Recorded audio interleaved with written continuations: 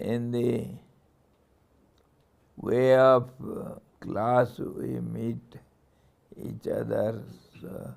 Sorry.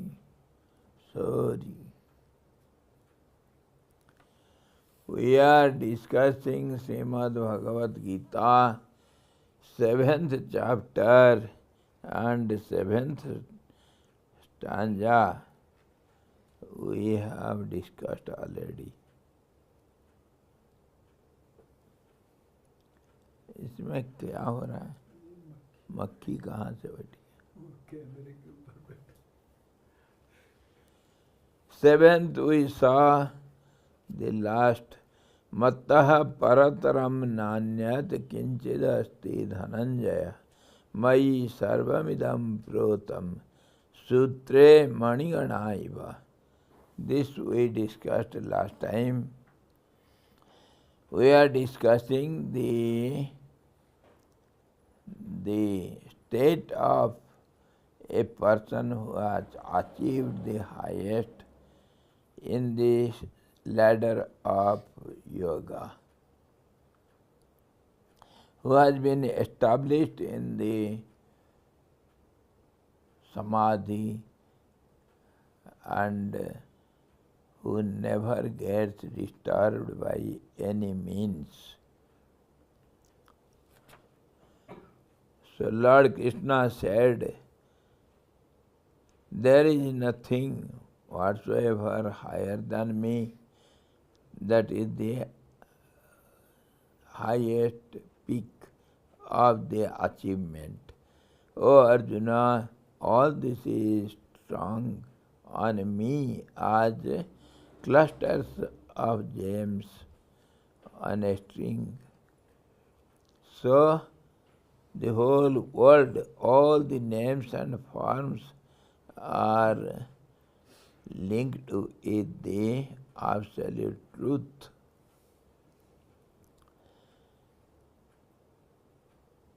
Then we shall see today, Rasoham apsu kaunteya prabhasmi sasi suryayoh pranavaha sarvavedesu sabdaha khe paurusam nisu. I am the sapidity in water, sapidity in water. O Arjuna, I am the light in the moon and the sun. I am the syllable Om in all the Vedas, sound in ether, and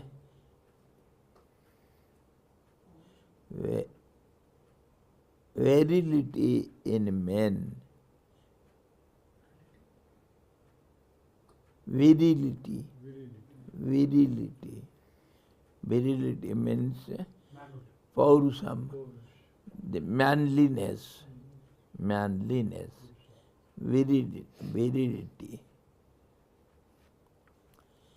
In me, all beings and the whole world are woven as a cloth in the warp.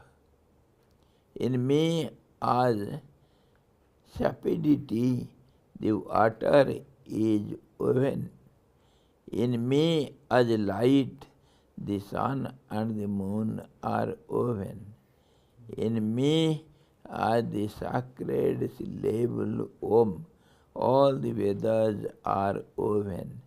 In me, as virility, all men are woven. Weaving the cloth. Out of the threads, the cloth is woven, and the cloth is nothing but the congregation or the accumulation of threads only. If we analyze the cloth, only we get the threads. That means the threads are the part and parcel of the cloth.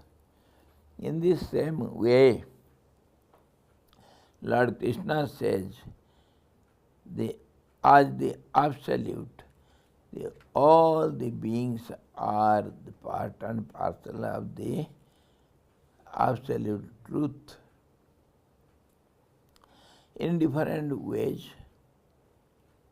they have been linked or connected or related with the absolute.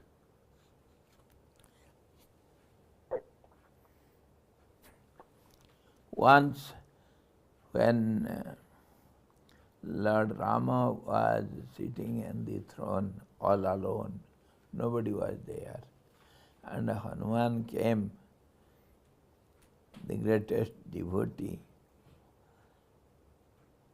came and saluted Rama and sat down in a calm and peaceful mood.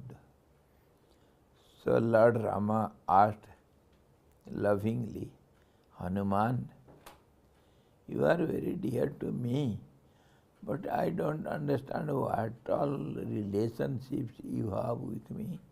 What are the relationships? What is my relation with you, your relation with me? How you are attached to me? Just as a child is attached to his father as a child, son or daughter, the father is related with the child as father, and child is related with the father as the child. They have the blood relationship. In the same way, Rama asked Hanuman, what relationship you have with me? How can I think of you? So Hanuman calmly replied, Deha buddhya tu dasoham, jiva buddhya tvadansakaha, atma buddhya tvamevahamiti, iti me nishchitamati. When I think of my body as a personified being, I think my relationship with you, you are the absolute. So my relationship with you is, I am your servant. You have a body, the absolute has personified as Rama, and the body of the Hanuman has been personified as the Hanuman. So Hanuman says, I am your partner, I am your servant. You are my master. Thy will be done, my master, my mama, thy will be done.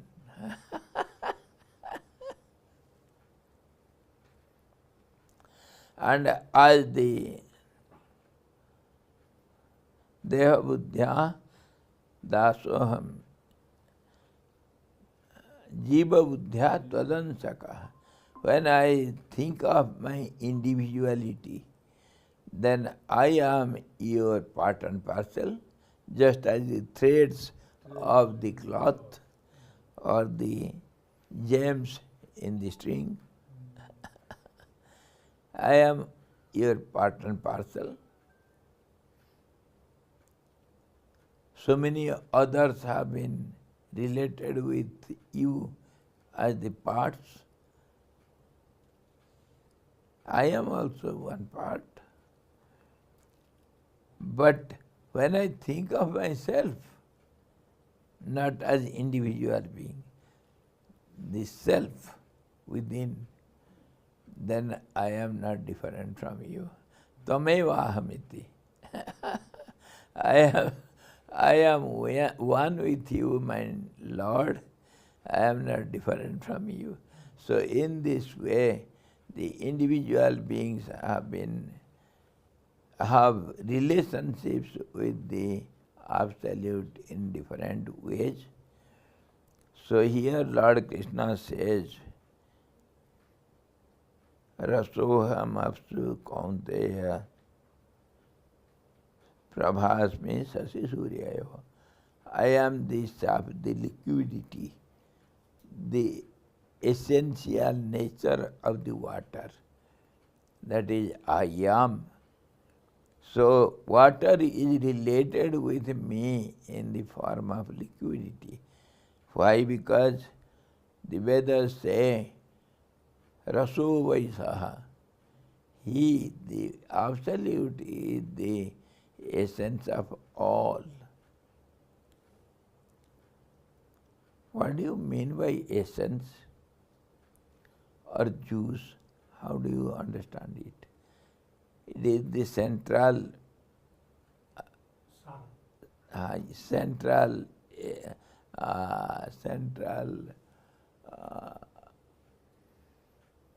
center of the core. Yes, isn't it? Is the core different from the object? Is the center different from the periphery or the circle around it? Where is the center? Where is the juice in the mango? Is it in one point somewhere?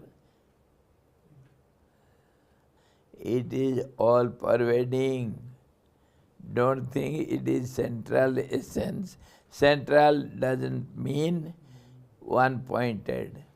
It is all pervading. Central means all pervading. Essence means which is all pervading in the object. Just as I is all pervading in my body as body, I as body is all pervading in the body. Wherever you touch, there is I. You can find me there. So I am the essence of the body, we can say. Similarly, the liquidity is not centrified somewhere in the water. It is all pervading in the water. That is how essence is understood. It is not centered in one point somewhere. Rasoham apsu. I am the liquidity or the ras, the sap in the water. O Kaunteya, Prabhasmi Sasi Suryayo.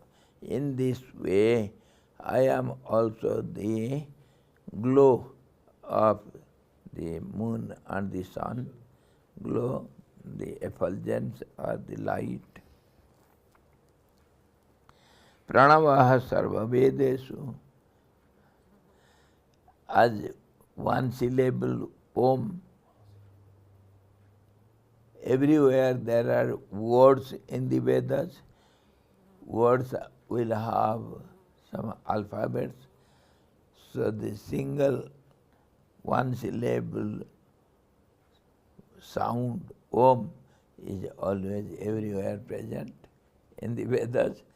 And also as the seed form, it is the seed of all the sounds. In this way, in the Vedas, Vedas means, how do you understand the Vedas? It is not some scripture. It is the experiences of the Absolute by different saints and sages, great research students who have realized the truth by experience. They have expressed their experience which is in the word form. So it is sabda, the word, sound, by which anything is expressed. So Vedas, which is the experiential expression of the great ones, it is in the form of sound, and that is the first sound, the Om, which came out of the womb of the Creator. That is the Pranab, and that becomes the name of the Absolute. That is the first name, first sound. So in this way, that sound is ever present everywhere in the Vedas. That is the real expression, the first expression of the experiences of the great ones. So in this way, Pranavaha Sarva Vedesu. I am the syllable Om in all the Vedas. Sound in ether, we have discussed it several times, that sound is the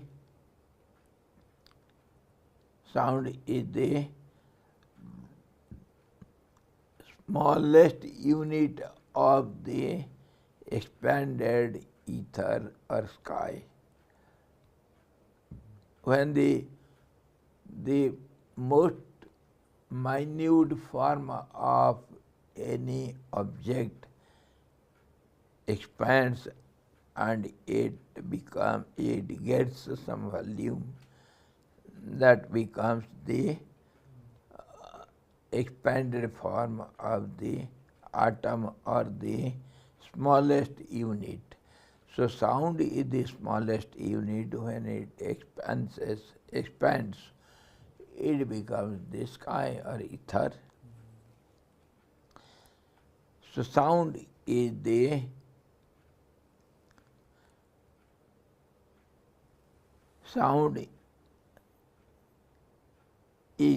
essence of ether, and virility in men, paurusam, the manliness, manhood, we can say. I am a human being. That feeling is all pervading in the identity, that is mostly the body. So that is I am. In this way, all these are related or connected with me as part and parcel of me.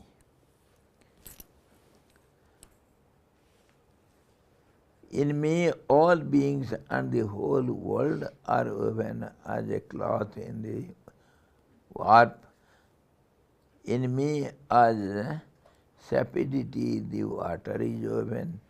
In me, as light, the sun and moon are woven. In me, as the sacred syllable Om, all the Vedas are woven. In me, as virility, all men are woven. The manifestations of the Lord are described in this verse, and further also, 9, 10, 11. It will go on expanding to clarify, to emphasize the point. Then he says, Punyo gandha prithivyaam cha tejascha asmi vibhavaso jivanam sarvabhutesu tavascha asmi tapasvisu. Punya gandha, we have just seen now the ras, the essence or the taste. Ras means the taste, and the sound is the unit of the ether, sky. So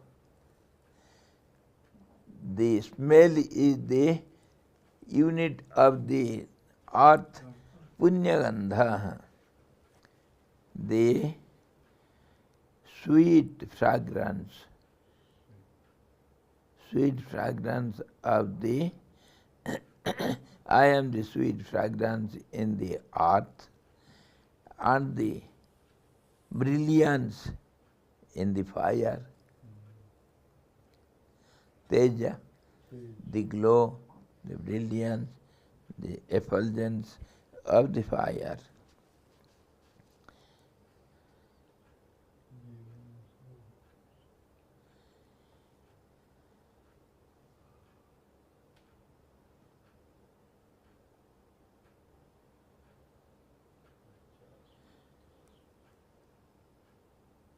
The life in all beings, prana jivana, pranasya prana, the life of life. So what is life? Movement is called life, in simple word. Unsteadiness is called life. So that is called life of all beings, because beings are limited form. That means they have movement. The unlimited gets limited and takes a form. That is called being. It has become, that's why it is being. The life in all beings, that movement, that unsteadiness in the beings, that is called life. And it is life of lives. Life of lives means the movement in the subtle form. Subtle form is the tendency to move. That is called life of lives. The tendency to move, momentum to move, life of lives. And I am the austerity in ascetics. Ascetics. The ascetics, they perform austerities, tapas. Tapasya asmi tapasvishu. I am tapas in the tapasvis, in the austerities, ascetics. I am the austerity. Means their movement, their actions, whatever they do, controlling the senses or the body or the mind anyway. That is I am. In me as odor is the earth oven. In me as brilliance is the fire oven. In me as life all beings are oven.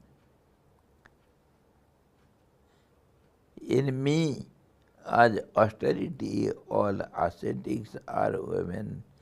I am the support, adhishthanam, or ashraya, the supporter for everything, every being, every object, whatever you say. I am the support, I am the substratum, I am the holder, I am the source. Krishna says, I am the agreeable odor. If Arjuna had asked him, then who is the disagreeable odor?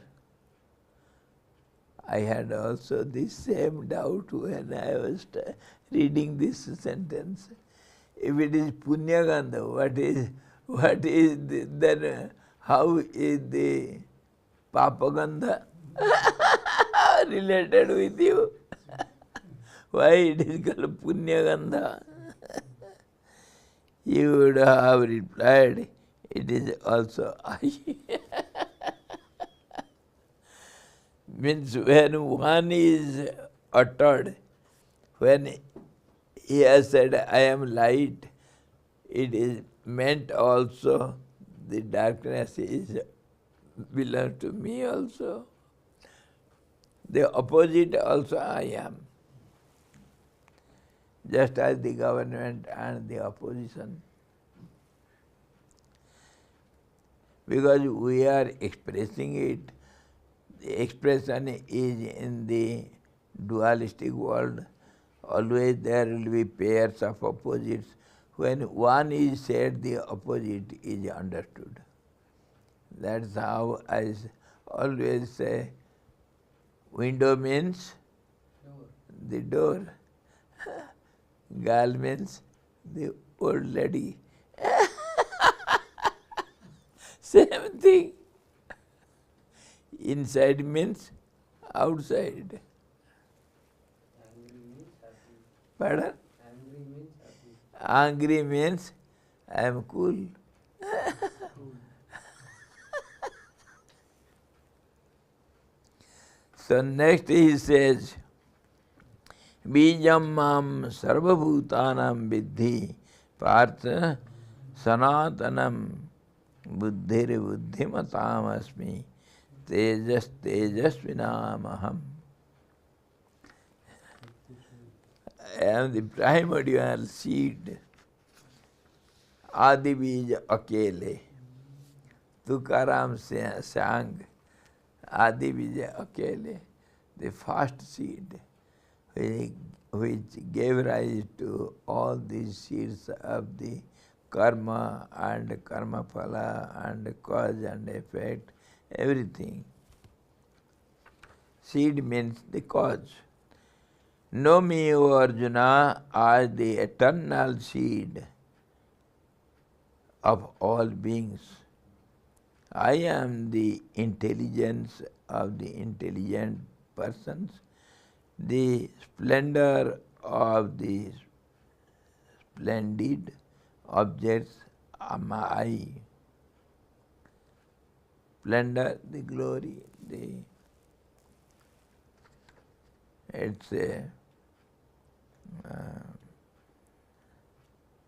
it's greatness.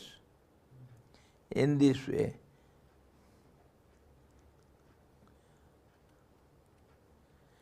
Tejas also means heroism, the bravery. Bravery. It is also called Tejas. And Arjuna asked, who is the seed for tree? Thee?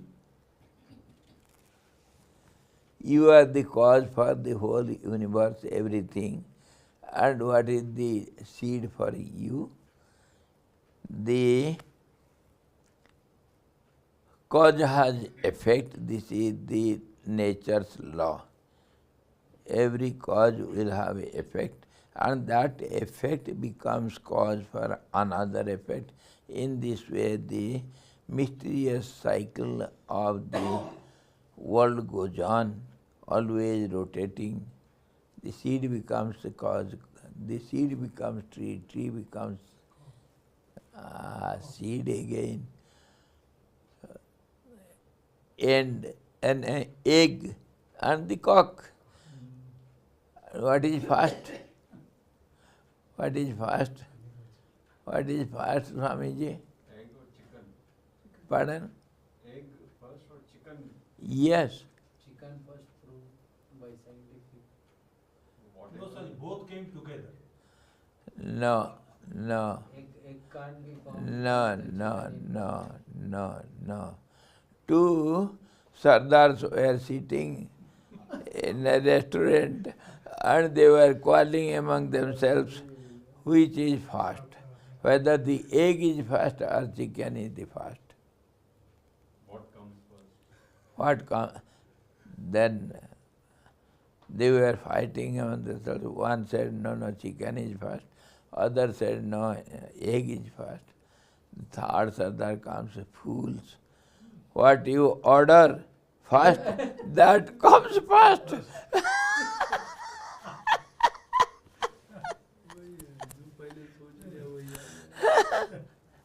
It is neither in sequence nor first or second. It is eternal cycle. There is no first or second. So in this way, if Arjuna would ask, who is the seed for thee? What we will say? The Lord would have replied, there is no seed for me. There is no cause for me. I am the source of everything. I am the causeless cause. I am the primeval being, primordial being. I am the first being. Agriam, I was in the first. So how it is? How can we understand? There must be someone before you, my dear. How can you say, I came first? Who is your father? Once there was such argument. You see, Lord Shiva had married our hilly girl, Parvati, and there was marriage ceremony was going on, and both the bride and bridegroom were sitting in the pandal, that is mandap, and Brahma was the Brahmin celebrating the marriage ceremony. So Brahma had to ask 7 generations name.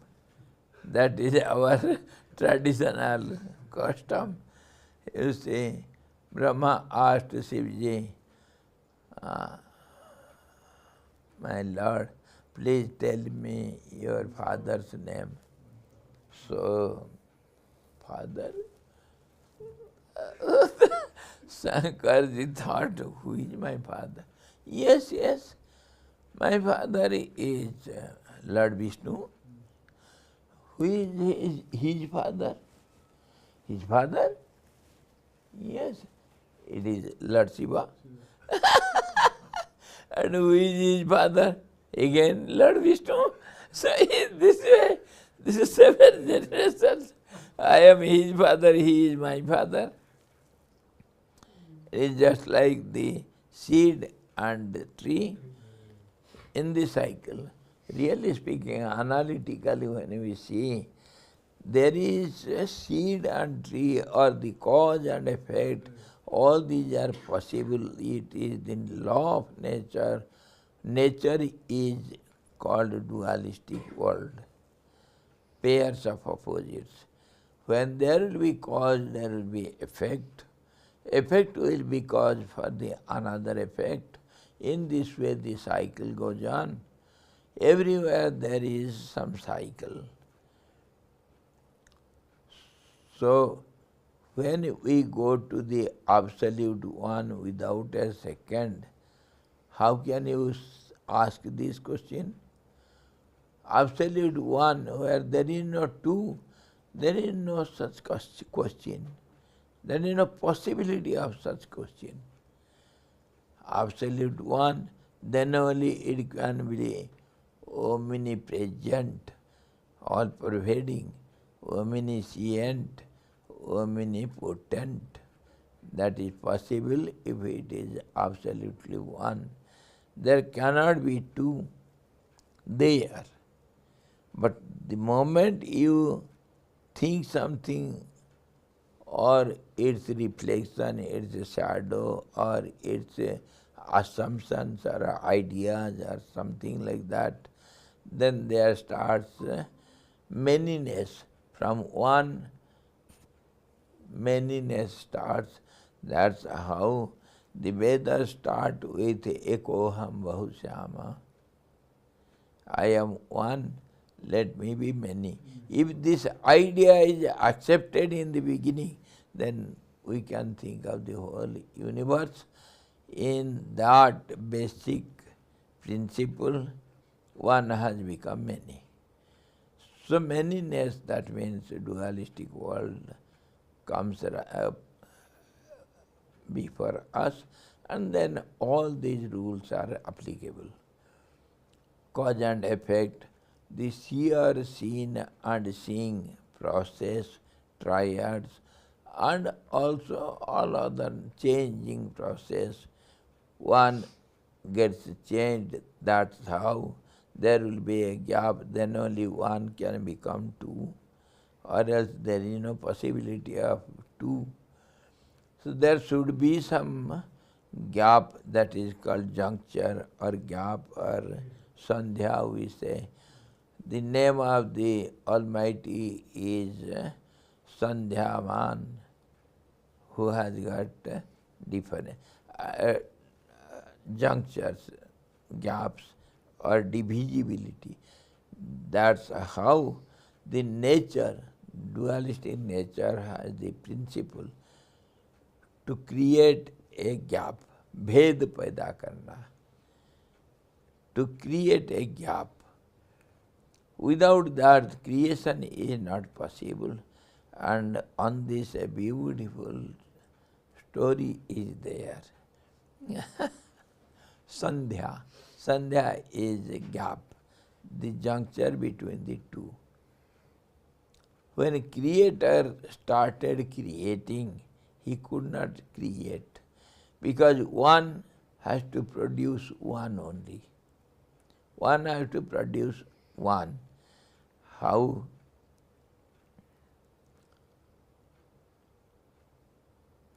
One, the basic one, he thinks of another, then another will appear.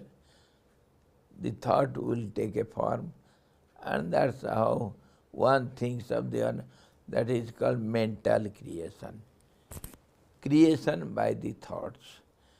And it went on, but it didn't multiplied quickly. One becomes one, then another one becomes another one. In this way, the multiplication goes very slowly. Brahma, the creator, was not satisfied. So, in some form, he tried to do austerities. He sat in meditation, in samadhi. How can I create more? Because he is the creator, his duty is to create. How can I create more? There was some unseen sound, Akashvani, and at the same time he became two. One was the female person and other was the male person. So, from that time onwards, according to the order of the unseen sound, the creation started with redoubled force, geometrical ratio. 1 becomes 2, then 2 becomes 4, 4 becomes 16. That is called chain reaction, geometrical ratio. So then creation started growing, and that happens only when this female part, that means the nature takes responsibility. Nature means the power. Power grows in this way. And what is the rule of the energy to grow? 2 becomes 4, 4 becomes 16. That is called chain reaction. just as the atom bomb, hydrogen bomb, atomic bomb, nuclear bomb. When one atom blasts, it blasts all other atoms so rapidly. There will be a blast and there will be explosion. In this way, when the nature started creating, Brahma was overwhelmed with joy. And that juncture, 2 becomes 4, 1 becomes 2 by divisibility. Then there will be a gap that is called Sandhya. The story goes like this. When the Sandhya appeared as a female aspect, Brahma was overwhelmed. It was so beautiful. He was overwhelmed with the beauty, means the process, so magical process. So he started changing Sandhya to embrace her. And Sandhya was very much ashamed because Brahma, the creator, is her father, and it doesn't look nice. It is not code of conduct. It looks ugly. So Sandhya was running to escape from Brahma, but Brahma was not to leave her. So he was chasing her, and then Sandhya took the form of a deer, female deer. So Brahma also took the male deer and he chased. Then Sandhya thought how to escape. So she jumped to the sky. So Brahma also jumped to the sky and was chasing. So by the way, all these gods, the different aspects of the nature, they got together, all the gods, they went to Lord Shiva, they prayed him, oh Lord, see what is happening in the creation. Everything is disordered now, disharmonized. So you should do something, please help us. The nature is disturbed. So Shiva, oh, is it happening? I shall teach him a lesson. So Lord Shiva took the form of a hunter, and it is called Lubdhak. Ardra nakshatra. Adha, no. No, Mrigashira no, Mrigashira. Ardra Mrigashira. That is Ardra nakshatra. maybe. Adra is also called Lubdhak. Lubdhak. And that is found in the foot of the Kala Purush, the hunter. There will be some stars in the sky. If you join the stars, it will take the form of a hunter chasing a deer, and with bow and arrow. And there will be 3 stars, the head of the deer, yes, and Kalpurush will have a sword on the wrist. So all these are seen in the sky. They say the impression is yet there. Lord Shiva is chasing Brahma, who is chasing Sandhya, 3, the she deer and he deer and the hunter.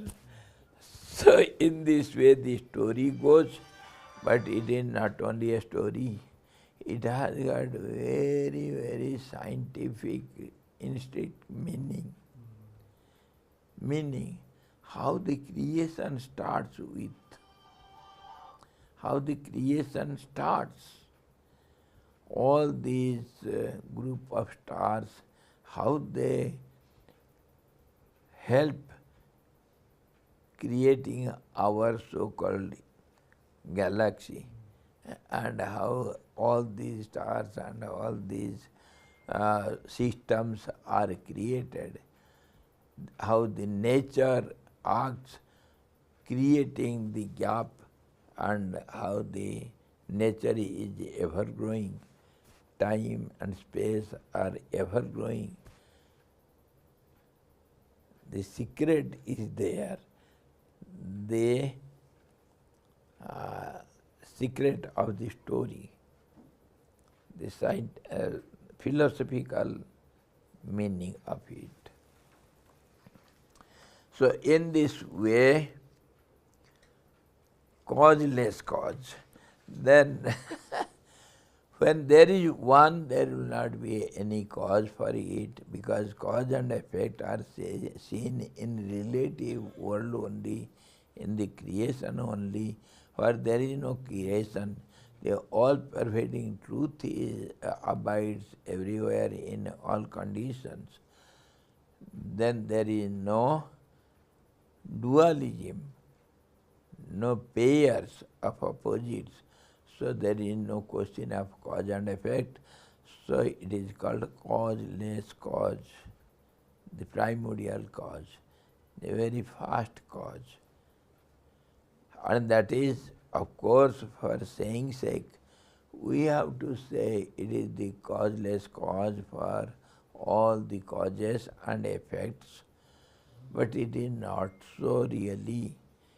In reality, that cannot be the cause for dualistic world, but its presence can be the cause.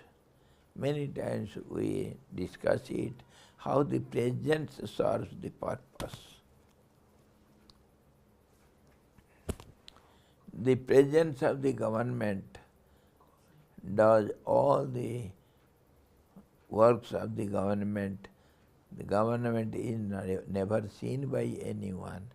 It has multifold aspects and forms. Every citizen is the part and parcel of the government.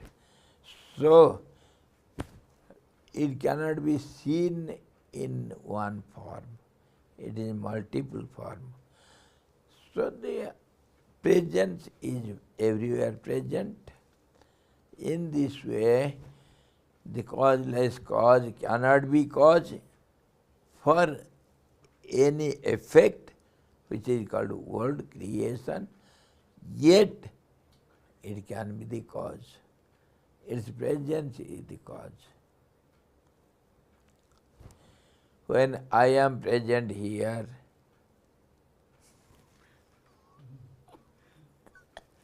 you can think what goes on.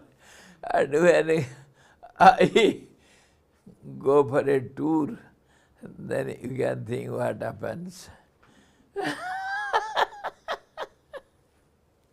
This is how presence serves all the purpose.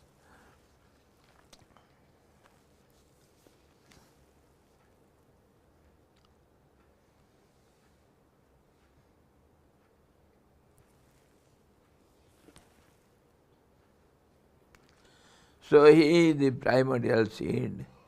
Know me, O Arjuna, as the eternal seed of all beings.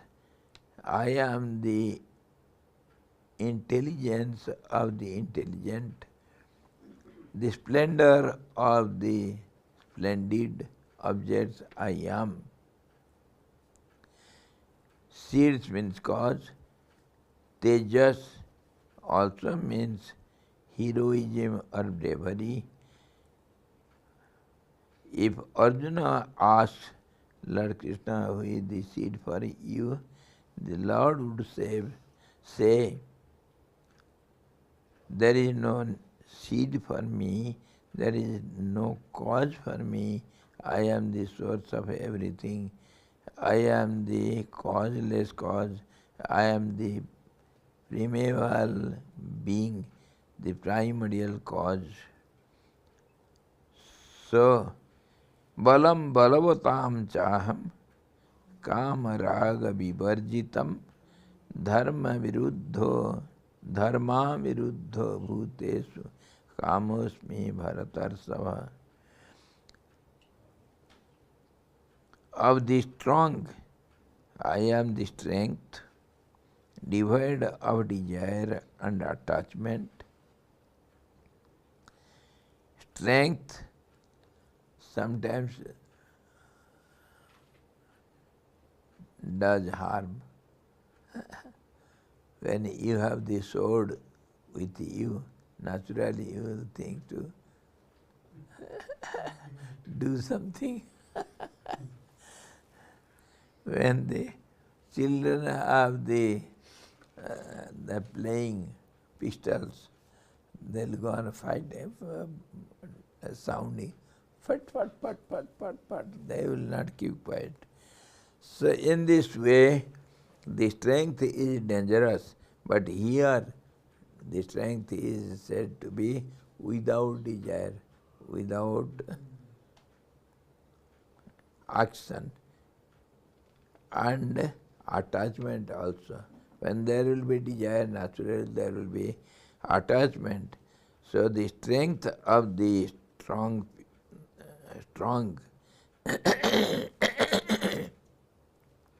without any desire and attachment. And in all beings, I am the desire unopposed to dharma. We have, O Arjuna, we have seen the desires are of two types. One is bandhya, the praiseworthy, advisable, adaptable. Others are not so, they are cause for bondage. So here he clarifies, he emphasizes upon the desire without any attachment. I am the desire unopposed to dharma, which is not against dharma. Dharma is harmony, and this strength or desires, they may cause harm to harmony. So it is not so, which is cause for harmony, dharma. Kama, desire for those objects that come in contact with the senses. Kama, desires. Raga, attachment for those objects that come in contact with the senses. I am that strength which is necessary for the bare sustenance of the body. Without strength you cannot keep up your balance of the body, and you cannot do any action to protect the body. So when you have got the instrument, you must have strength, capability to protect the instrument. You have got a car, but you have no money to purchase the fuel. What do you have that car? That's strength, that is called strength. So that strength which is not objectable. I am not the strength which generates desire and attachment for sensual objects, as in the case of worldly minded persons. I am the desire which is in accordance with the teachings of the scriptures or the code prescribed in the desires of duties of life. I am the desire for moderate eating and drinking, etc.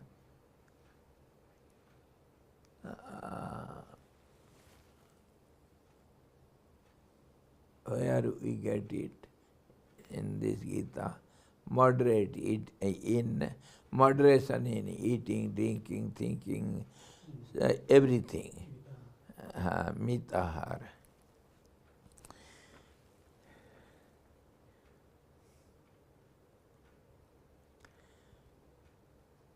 I am the desire for moderate eating and drinking, etc., which are necessary for the sustenance of the body and which help one in the practice of yoga also. Sanjam, controlled desire and strength. Controlled desire. To control the senses are also called desires. They are praiseworthy. They should be adopted. In this way, the Lord explains the essence of all beings. Ye chaiva sattvika bhava rajasas tamasas ye matta eveti tana vidhi natvaham te sute mai. This we shall see tomorrow. Of course, we understand easily.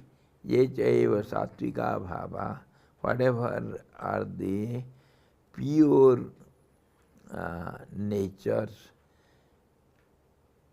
and Rajasa also, Tamasa also, the active aspect or inert aspect of three qualities.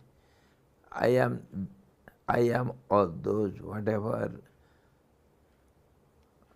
form of the aspects may be, they are, I am only those forms, and they are from me only. But when he says they are from me, I am not, they are in me, yet I am not in them. This we shall see tomorrow. How is it? Tomorrow we shall see the 12th. Natvesam natvaham tesu te mayi.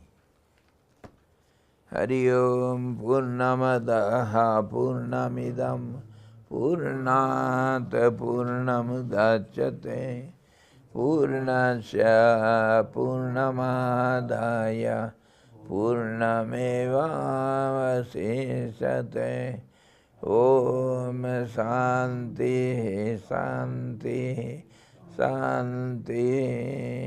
Sadguru Bhagavan ki jai.